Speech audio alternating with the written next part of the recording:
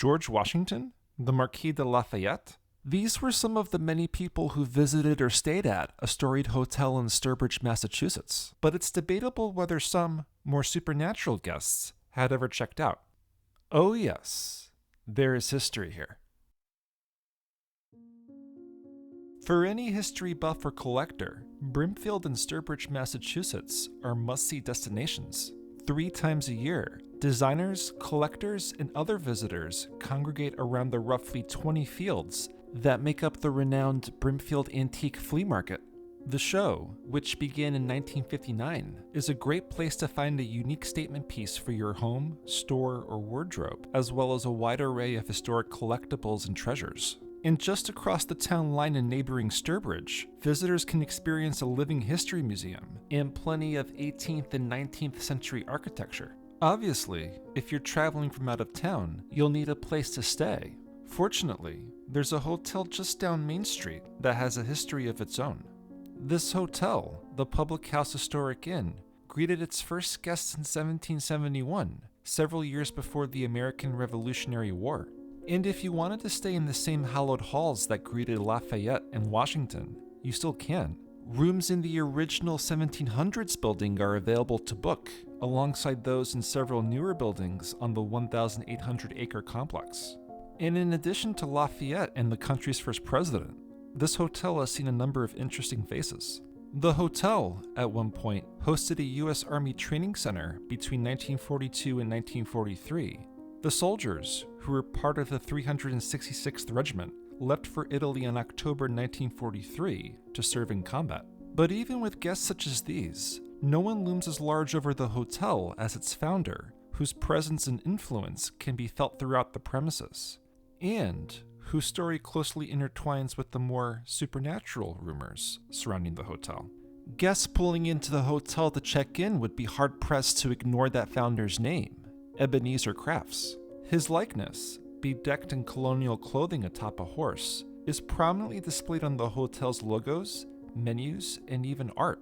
His name is even attached to the hotel's tavern, which boasts colonial-era delicacies like chicken pot pie and sticky buns. But Crafts was never always an innkeeper. The Pomfret, Connecticut native actually studied theology at Yale College with the intent of leading a parish. In fact, Sturbrige was one of the towns he put his hat in the ring for, at the urging of one of his Yale friends, Joshua Payne. However, despite Payne's good intentions, the move led to his and Crafts' friendship deteriorating.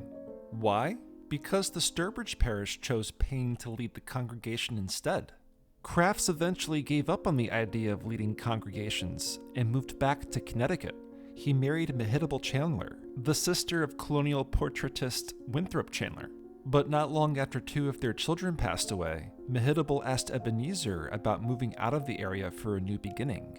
Payne, seeking to repair their friendship, offered to host Ebenezer and Sturbrige to make amends. While Ebenezer was mending his friendship, a particular plot of land caught his eye, one that was right across from Sturbrige's town green, and he was determined to have it. The property's original owner, Dr. Elisha Marcy, had rebuffed an eager Ebenezer when he tried making multiple offers to purchase the land.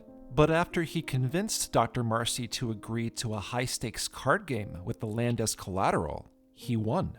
From there, Crafts built his homestead on the roughly 1,800-acre property, but he also dedicated a portion of the land to a 2-story roadside inn called Crafts Tavern to serve as a gathering spot for locals and a place to host tired travelers going down Boston Post Road.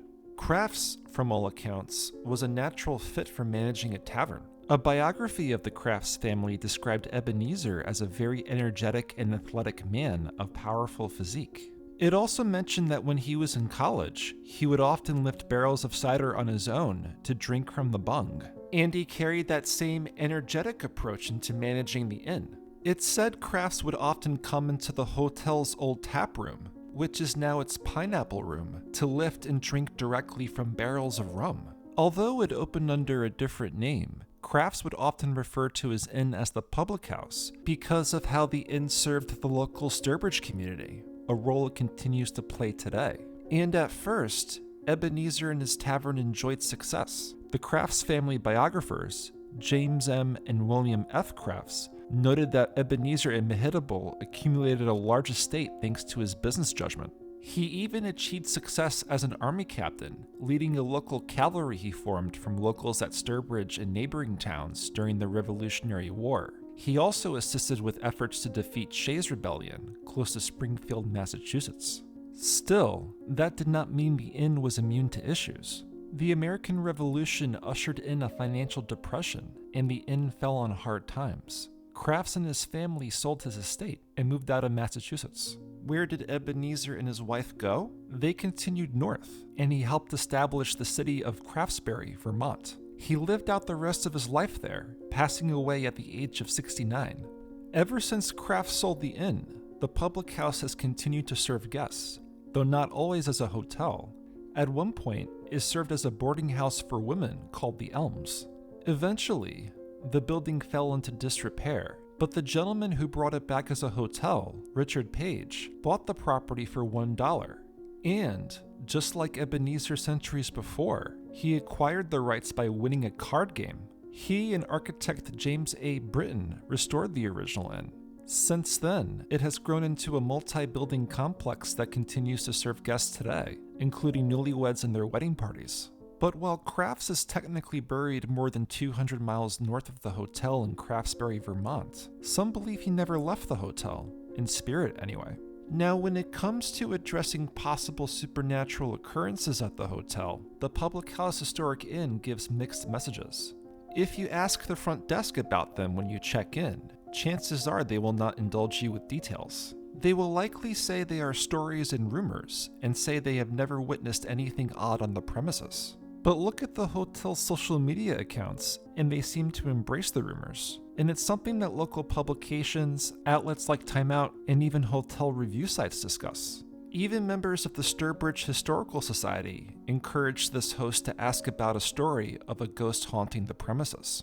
So while hotel management has not officially commented to us about rumored hauntings, it's something that we'll acknowledge and explore further. While today's hotel consists of 4 different buildings, it's unsurprising that much of the discussion you'll find online and from the hotel centers on rooms in the original building, especially room 40. What's so special about room 40? It's the hotel's bridal suite, which comes with its own hallway, staircase, and floor. It is flanked by portraits and art and has its own dedicated fire door, but reportedly, the room is not immune to haunted activity. In response to a Facebook post from the hotel on June 6, 2024, asking for ghost stories about room 40, guests have reported varying experiences. Some have said they heard glass breaking in the room, without seeing broken glass anywhere. Others claim they heard the loud sound of church bells, sounds that no one else in the inn could hear. In fact, the hotel's manager, Michael J. Glick, remarked to the Telegram and Gazette that guests have reported seeing a gentleman with a big tall hat residing outside the bridal suite, as well as other unusual activity, like doors opening and shutting out of nowhere. According to the article, paranormal investigators who visited the hotel reported seeing shadowy figures in their bathroom mirrors, as well as an individual in colonial clothing who watched over the ballroom. The investigators believed the ghost to be that of Ebenezer, with Mr. Glick even jokingly blaming Crafts for some supernatural interactions with guests. And even in the Pineapple Room, one bartender recalled seeing a younger woman in a bonnet looking down at some books. The woman reminded him of someone in a painting that he passed by in the hotel every day. Who was she? He was confident it was Ebenezer's wife, Massachussetts Crafts. However, don't be scared off of staying over. Even the supernatural experts interviewed by the Telegram and Gazette mentioned the spirits they allegedly saw were harmless and only wanted their presence to be known. Even during our stay, we never experienced anything out of the ordinary in our rooms. But when we looked back at what we filmed outside room 40 at night, we did notice something interesting, something that did not appear in our other footage from the hallway. Do you see them as well? We'd love to get your thoughts on what they are in the comments.